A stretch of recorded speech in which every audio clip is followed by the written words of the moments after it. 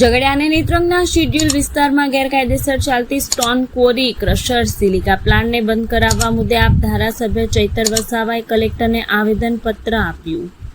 Schedule વિસ્તારમાં 73A ની જમીનો ટ્રાન્સફર એને કે ભાડા પેટે કરીને પચાવી પાડી ગેરકાયદેસર રીતે સ્ટોન ક્વોરી, ક્રશરો ચલાવવામાં આવે છે. ચૈતર વસાવા. ગેરકાયદેસર ચાલતી સ્ટોન ક્વોરી, ક્રશર, સિલિકા પ્લાન્ટના કારણે પાણીના સ્તર ઊંડા જાય છે. ખેતીના પાકો થતા નથી. લોકોને અનેક પ્રકારની બીમારીઓ થાય છે. સ્ટોન ક્વોરી, ક્રશર, રેતી લીઝ ધારકો પાસેથી મોટી રકમની ઉઘરાણી કરવામાં આવતી હોવાના કારણે જ બે રોકટોક આટલા મોટા પ્રમાણમાં ભ્રષ્ટાચાર ચાલી રહ્યા છે. ચૈતર વસાવા. 7 દિવસ પછી આ તમામ જગ્યાએ જનતા રેડ કરીને જવાબદાર લોકોને ખુલ્લા પાડવાનું કામ જનતા કરશે.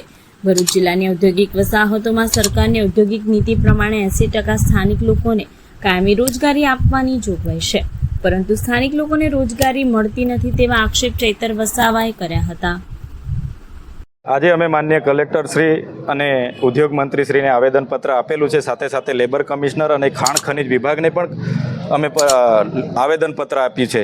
ભ્રષ્ટ અધિકારીઓ અને ભૂમાફિયાના લીધે ખૂબ હાલાકીનો સામનો કરવો પડે છે.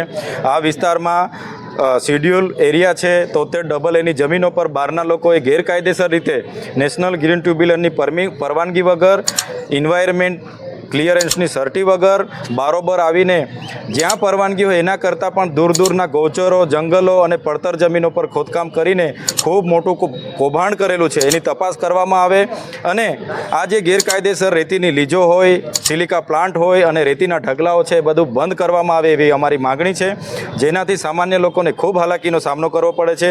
ઘરોમાં તિરાડો પડે છે, પાણીના સ્તર નીચે જાય છે અને લોકો અનેક બીમારીઓનો આજે સામનો કરી રહ્યા છે. અને જે પાણી સિલિકાઓમાંથી બહાર નીકળે છે, ઢોર ઢાકર પીને મરી રહ્યા છે, ત્યારે અમે હવે ચલાવવાના નથી. સાથે સાથે અમે લેબર કમિશનર અને કલેક્ટર સાહેબને બીજા મુદ્દામાં એવી રજૂઆત કરી છે કે એશિયાની આટલી મોટી GIDC હોવા છતાં અમારા લોકોને એમાં જમીનો ગઈ છે. 73AA ની જમીનો છીનવી લેવામાં આવી છે અને સ્થાનિક યુવાનોને રોજગારી આપવામાં નથી આવતી. બહારના લોકો આવે છે, એમને સારા પોસ્ટ પર પરમેનન્ટ કરી દેવામાં આવે છે અને લોકલ લોકોને અહીંયા શોષણ થાય છે. ત્યારે ઔદ્યોગિક નીતિ પ્રમાણેનો રેશિયો જળવાય અને સ્થાનિક યુવાનોને રોજગાર મળે અમારા પ્રયાસો છે.